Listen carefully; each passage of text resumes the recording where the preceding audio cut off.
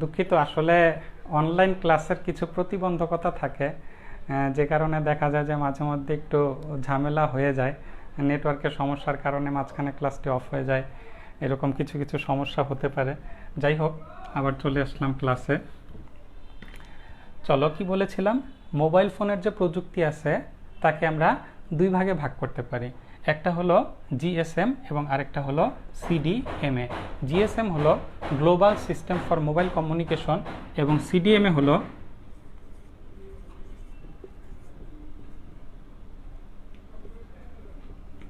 Code division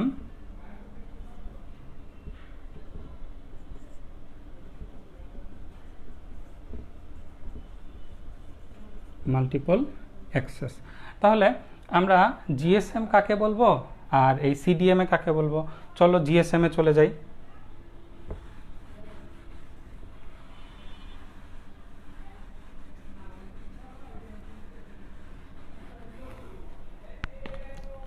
এই GSM হলো টিডিএমএ এবং এফডিএমএ এর একটি সমন্বিত চ্যানেল অ্যাক্সেস পদ্ধতি। তাহলে এই টিডিএমএ কে আমরা কি বলবো আর এফডিএমএ কে আমরা কি বলবো? টিডিএমএ হলো টাইম ডিভিশন মাল্টিপল অ্যাক্সেস এবং এফডিএমএ হলো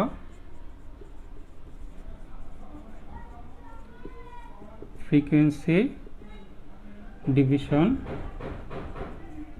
মাল্টিপল অ্যাক্সেস। ঠিক আছে, তাহলে এই দুইটা পদ্ধতির একটা সমন্বিত চ্যানেল অ্যাক্সেস পদ্ধতিকে আমরা বলে থাকি জিএসএম বা global system for mobile communication. এই জিএসএম কিন্তু আমাদের এই ডাটা ট্রান্সফারের জন্য বা মোবাইল যোগাযোগের জন্য কি করে থাকে, একটা উচ্চ গতির একটা হাই ট্রান্সফার প্রযুক্তি, যেটা হচ্ছে জিপিআরএস এবং ইডিজিই ব্যবহার করে থাকে। এগুলো একটা উচ্চ গতির প্রযুক্তি যার মাধ্যমে জিএসএম কি করে থাকে, হাই ট্রান্সফার রেট অথবা উচ্চ গতিতে ডাটা ট্রান্সফার করতে পারে। তাহলে এই জিপিআরএস অথবা এই ইডিজিই আমরা কাকে বলবো? জিপিআরএস হলো general packet radio service. GPRS হলো জেনারেল প্যাকেট রেডিও সার্ভিস এবং ইডিজিই হলো enhanced data rate for GSM evolution.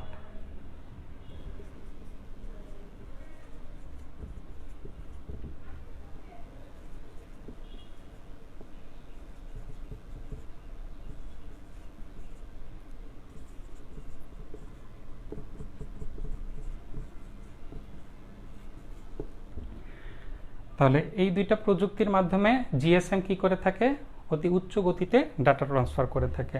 এই জিএসএম এর কিছু বৈশিষ্ট্য আছে, যেমন এর কাভারেজ এরিয়া হচ্ছে 35 কিলোমিটার পর্যন্ত। এর কাভারেজ এরিয়া কত? 35 কিলোমিটার পর্যন্ত।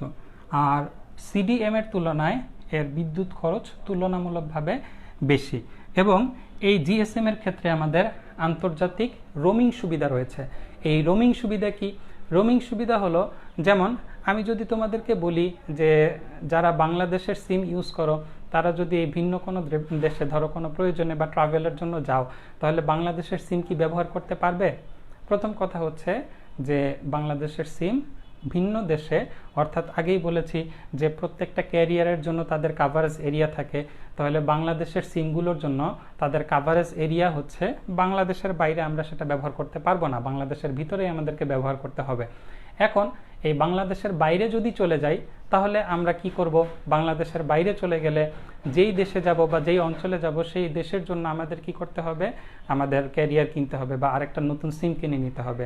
এখন আমরা যদি চাই যে আমাদের দেশের যে সিমটা আমরা ব্যবহার করতেছি সেটাকেই আমরা বাইরের দেশে গিয়ে ব্যবহার করব, সেই পদ্ধতিটাই হচ্ছে রোমিং পদ্ধতি, অর্থাৎ নিজের দেশের সিমকে বাইরের দেশের গিয়ে ব্যবহার করা।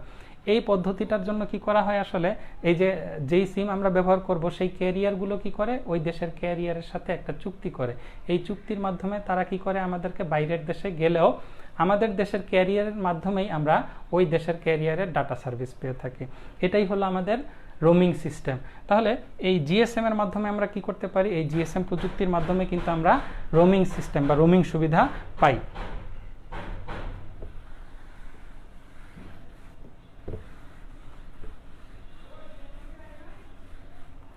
এরপরে চলে আসো, এরপরে যদি আমরা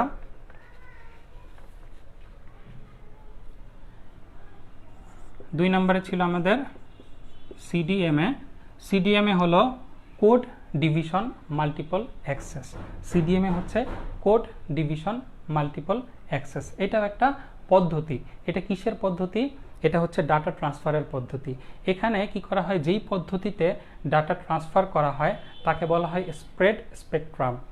এই সিডিএমএ করে যেই পদ্ধতিতে ডাটা ট্রান্সফার করে তাকে বলা হয় স্প্রেড স্পেকট্রাম, এবং এটার ইলেকট্রোম্যাগনেটিক রেডিয়েশন কম হওয়ার কারণে একে কিন্তু গ্রিন ফোন প্রযুক্তিও বলা হয়ে থাকে। এই সিডিএম এর ক্ষেত্রে কি হয়, ইলেকট্রোম্যাগনেটিক রেডিয়েশনটা কম হয়ে থাকে। যেমন আগে যে সিটিসেল ফোন ব্যবহার করা হতো, এই সিটিসেল ফোন কিন্তু এই সিডিএমএ প্রযুক্তি ব্যবহার করেই যোগাযোগ করত বা ডাটা ট্রান্সফার করত। বুঝতে পেরেছ? এখন এই সিডিএম এর ক্ষেত্রে এর বৈশিষ্ট্য আছে কিছু, যেমন এদের কাভারেজ এরিয়া জিএসএম এর ক্ষেত্রে যেমন ছিল 35 কিলোমিটার, সিডিএম এর ক্ষেত্রে কাভারেজ এরিয়া হচ্ছে 110 কিলোমিটার, এবং জিএসএম এর তুলনায় সিডিএম এর বিদ্যুৎ খরচ তুলনামূলকভাবে কম। কিন্তু একটা অসুবিধা হলো, সিডিএম এর ক্ষেত্রে আমাদের কোনো আন্তর্জাতিক আমরা রোমিং সুবিধা পাই না। ঠিক আছে? তাহলে আশা করি বুঝতে পেরেছ যে মোবাইল ফোন প্রযুক্তির ভিতরে যে জিএসএম এবং আমাদের সিডিএমএ আছে সেগুলো কি এবং তাদের বৈশিষ্ট্যগুলো কি। এরপরে চলে আসো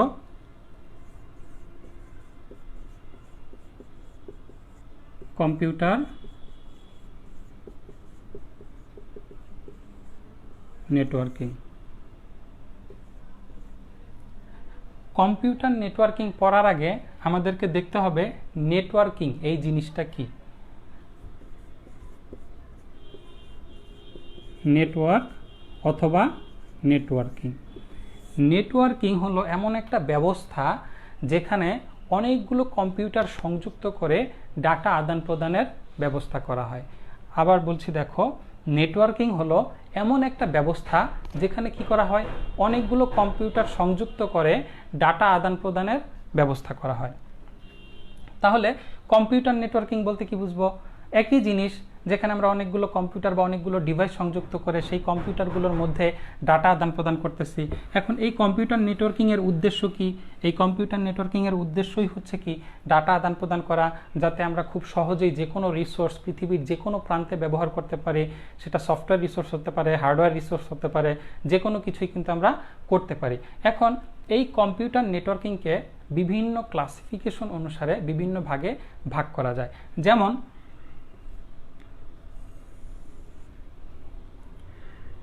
মালিকানা অনুসারে এদেরকে দুই ভাগে ভাগ করা যায়। প্রথমটা হলো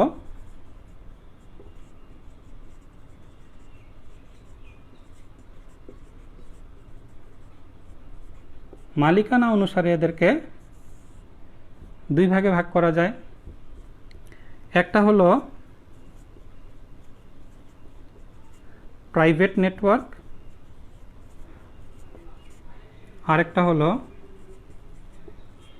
পাবলিক নেটওয়ার্ক। মালিকানা অনুসারে দুই ভাগে। এরপরে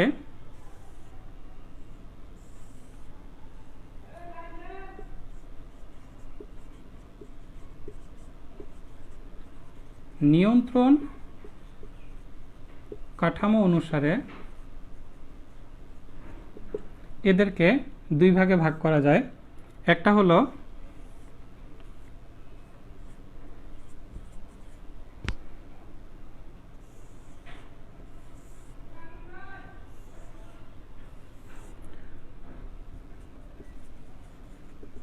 একটা হলো সেন্ট্রালাইজড নেটওয়ার্ক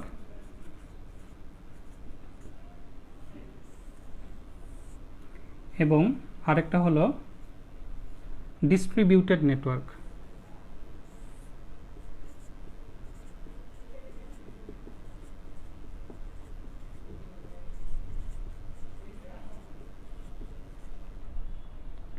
তাহলে কম্পিউটার নেটওয়ার্কিংকে আমি মালিকানা অনুসারে দুই ভাগে ভাগ করতে পারি, একটা প্রাইভেট নেটওয়ার্ক এবং পাবলিক নেটওয়ার্ক। আবার নিয়ন্ত্রণ কাঠামো অনুসারে আমরা দুই ভাগে ভাগ করতে পারি, একটা হচ্ছে সেন্ট্রালাইজড নেটওয়ার্ক এবং আরেকটা হচ্ছে ডিস্ট্রিবিউটেড নেটওয়ার্ক। এরপরে আবার ভৌগোলিক বিস্তৃতি অনুসারে এদেরকে চার ভাগে ভাগ করা যায়। ভৌগোলিক বিস্তৃতি অনুসারে এদেরকে চার ভাগে ভাগ করা যায়। একটা হলো পার্সোনাল এরিয়া নেটওয়ার্ক অথবা প্যান, এরপরে আছে ল্যান অথবা লোকাল এরিয়া নেটওয়ার্ক, এরপরে আছে ম্যান অথবা মেট্রোপলিটন এরিয়া নেটওয়ার্ক এবং এরপরে আছে ওয়ান অথবা ওয়াইড এরিয়া নেটওয়ার্ক। এখন চলো কোন নেটওয়ার্ককে কিভাবে আমরা ডিফাইন করতে পারি সেটা একটু জেনে নেই। প্রথমে যদি আসি এই প্রাইভেট নেটওয়ার্ক সম্পর্কে, এগুলো আশা করি তোমরা খাতায় তুলে নিয়েছো।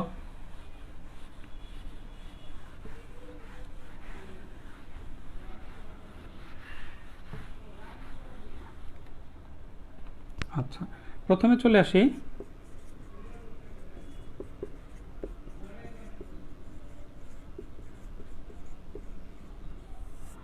Private network. এই প্রাইভেট নেটওয়ার্ক কি?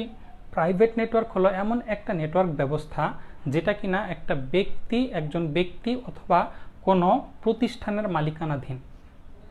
এই নেটওয়ার্কে সাধারণত ওই ব্যক্তি অথবা যেই প্রতিষ্ঠানে ব্যবহার করা হয় সেই নেটওয়ার্কের বাইরে, অর্থাৎ সেই প্রতিষ্ঠানের বাইরের কোনো লোকজন এই নেটওয়ার্কটাকে অ্যাক্সেস করতে পারে না, অর্থাৎ এই নেটওয়ার্কটা ব্যবহার করতে পারে না। এই ধরনের নেটওয়ার্ককেই আমরা বলবো প্রাইভেট নেটওয়ার্ক। এই নেটওয়ার্কে সাধারণত ইউজার কম হয়ে থাকে, আর ইউজার কম হয় বিধায় এই নেটওয়ার্কের স্পিড বা ডাটা ট্রান্সফার এর গতিটা কিন্তু আমরা বেশি পেয়ে থাকি। ঠিক আছে, যেমন ধরো আমরা আমাদের কলেজের জন্য যদি একটা প্রাইভেট নেটওয়ার্ক আমরা তৈরি করে ফেলি, হ্যাঁ, সেটা কিন্তু কলেজের বাইরের কেউ সাধারণত অ্যাক্সেস পাবে না। তো এই ধরনের নেটওয়ার্কটাকে আমরা বলবো প্রাইভেট নেটওয়ার্ক। এখন আমরা যদি পাবলিক নেটওয়ার্কে চলে আসি, পাবলিক নেটওয়ার্ক কাকে বলবো? প্রাইভেট নেটওয়ার্ক যেমন একজন নির্দিষ্ট ব্যক্তি অথবা একটা প্রতিষ্ঠানের আন্ডারে ছিল, পাবলিক নেটওয়ার্ক কিন্তু এমন নয়। পাবলিক নেটওয়ার্ক আমরা কাকে বলবো? যেগুলো কোনো ব্যক্তি বা প্রতিষ্ঠানের অধীনে থাকে না। এই পাবলিক নেটওয়ার্ক কিন্তু সবাই ব্যবহার করতে পারে, কিন্তু সেক্ষেত্রে একটা নির্দিষ্ট ফি দিতে হয়। যেমন দেখো, আমরা যে ইন্টারনেট ব্যবহার করি, এই ইন্টারনেট ব্যবহার করতে গেলে আমাদের কি প্যাকেজ কিনতে হয়, এই প্যাকেজ কেনার জন্য কিন্তু আমাদের নির্দিষ্ট ফি দিতে হচ্ছে, কিন্তু এই ইন্টারনেট কিন্তু আমরা সবাই ব্যবহার করতে পারছি। তো এই ধরনের নেটওয়ার্ককে আমরা বলতে পারি পাবলিক নেটওয়ার্ক। আর এই পাবলিক নেটওয়ার্কের ক্ষেত্রে ইউজার অনেক বেশি হওয়ার কারণে প্রাইভেট নেটওয়ার্কের তুলনায় আমরা কিন্তু প্রাইভেট নেটওয়ার্কে স্পিড একটু কম পেয়ে থাকি। ঠিক আছে, ওকে, আশা করি প্রাইভেট নেটওয়ার্ক এবং পাবলিক নেটওয়ার্কটা বুঝতে পেরেছো। এরপরে চলে আসি সেন্ট্রালাইজড নেটওয়ার্ক।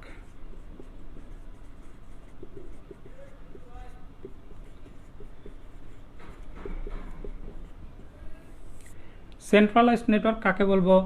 যেই নেটওয়ার্ক ব্যবস্থায় একটি প্রধান কম্পিউটার, কি বলেছি, যেই নেটওয়ার্ক ব্যবস্থায় একটি প্রধান কম্পিউটার এবং কিছু টার্মিনাল থাকে, সেই নেটওয়ার্ককেই আমরা সেন্ট্রালাইজড নেটওয়ার্ক বলে থাকি। এই সেন্ট্রালাইজড নেটওয়ার্কে ওই যে প্রধান কম্পিউটারটা দ্বারাই সকল প্রকার প্রসেসিংয়ের কাজ সম্পন্ন হয়ে থাকে। আর এই প্রধান কম্পিউটার হিসেবে সাধারণত শক্তিশালী সার্ভার কম্পিউটার ব্যবহার করা হয়, আর টার্মিনাল হিসেবে মনিটর অথবা কিবোর্ড ব্যবহার করা হয়ে থাকে। এই টার্মিনালের মাধ্যমেই, অর্থাৎ মনিটর এবং কিবোর্ডের মাধ্যমেই ব্যবহারকারী কিন্তু এই মেইন কম্পিউটার বা প্রধান কম্পিউটারের সাথে সংযুক্ত হয়ে থাকে। ঠিক আছে, এরপরে আমরা যদি আসি ডিস্ট্রিবিউটেড নেটওয়ার্ক।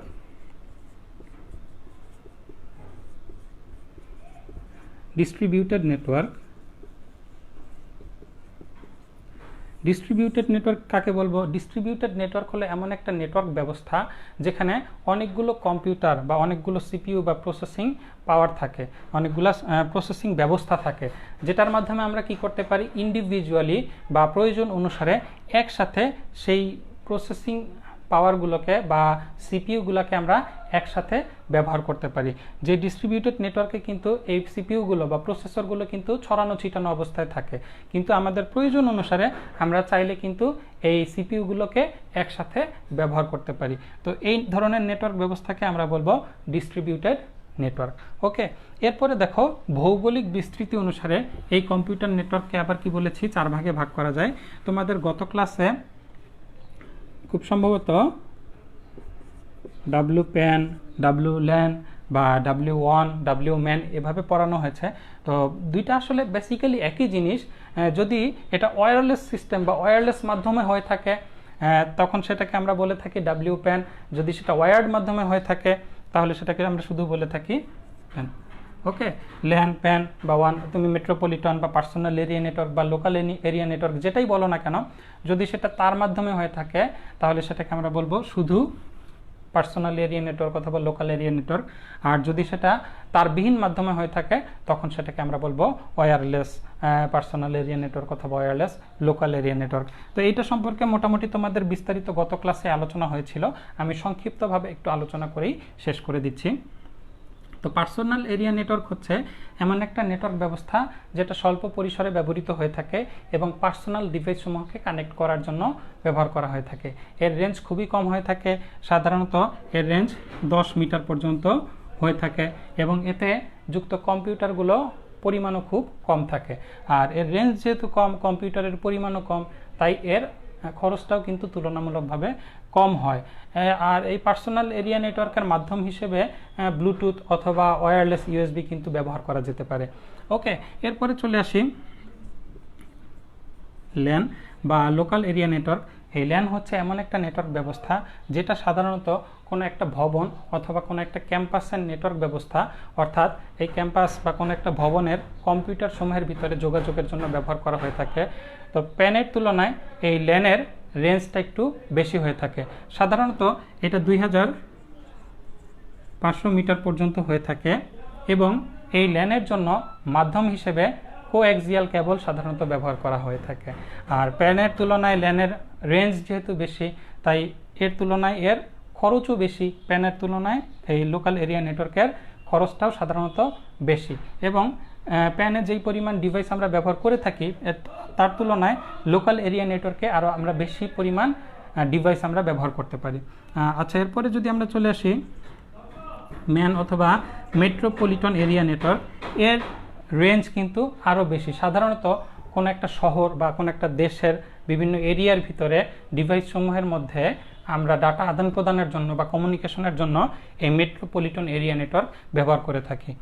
এর রেঞ্জ সাধারণত 200 কিলোমিটার পর্যন্ত হয়ে থাকে, তাই এর রেঞ্জ যেহেতু বেশি, এখানে আমরা অনেক হিউজ পরিমাণ কম্পিউটার বা ডিভাইস ব্যবহার করতে পারবো এবং এর খরচটাও কিন্তু তখন পার্সোনাল এরিয়া নেটওয়ার্ক এবং লোকাল এরিয়া নেটওয়ার্কের চেয়ে অনেক বেশি হয়ে যাবে। এরপরে চলে আসি ওয়াইড এরিয়া নেটওয়ার্ক বা ওয়ান। এই ওয়াইড এরিয়া নেটওয়ার্কের রেঞ্জ হচ্ছে সম্পূর্ণ বিশ্ব।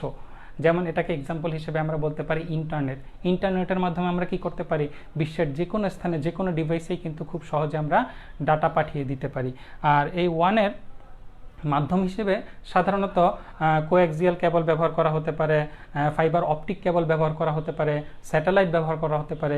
এই সকল মাধ্যমগুলো ওয়ানের মাধ্যম হিসেবে ব্যবহার করা হয় এবং এর রেঞ্জ যেহেতু অনেক অনেক বেশি, তাই এর খরচটাও কিন্তু তুলনামূলকভাবে বেশি এবং এই নেটওয়ার্কের মাধ্যমে আমি অনেক অনেক বেশি, অর্থাৎ এই personal area network, local area network এবং মেট্রোপলিটন এরিয়া নেটওয়ার্কের তুলনায় অনেক অনেক বেশি আমরা কম্পিউটার এর সাথে যুক্ত করতে পারি। ঠিক আছে, তো আশা করি এই মোবাইল কমিউনিকেশন এবং কম্পিউটার নেটওয়ার্ক তোমাদের ধারণাটা ক্লিয়ার হয়ে গেছে। তোমরা বাসায় আরও বেশি বেশি পড়াশোনা করবে। অলরেডি তোমাদের যতগুলো টপিক পড়ানো হয়ে গেছে, 2 নম্বর অধ্যায় কিন্তু আমাদের এই যে ডাটা কমিউনিকেশন এবং কম্পিউটার নেটওয়ার্কিং অধ্যায়টাতে কিন্তু প্রায় অনেকটুকুই কভার হয়ে গেছে। তো তোমরা পড়াশোনাগুলোর সাথে লেগে থাকবে এবং বাসায় এগুলা নিজেরাও শেষ করে ফেলবে। ঠিক আছে, তাহলে আজকে এই পর্যন্তই। সবাইকে ধন্যবাদ। আসসালামু আলাইকুম।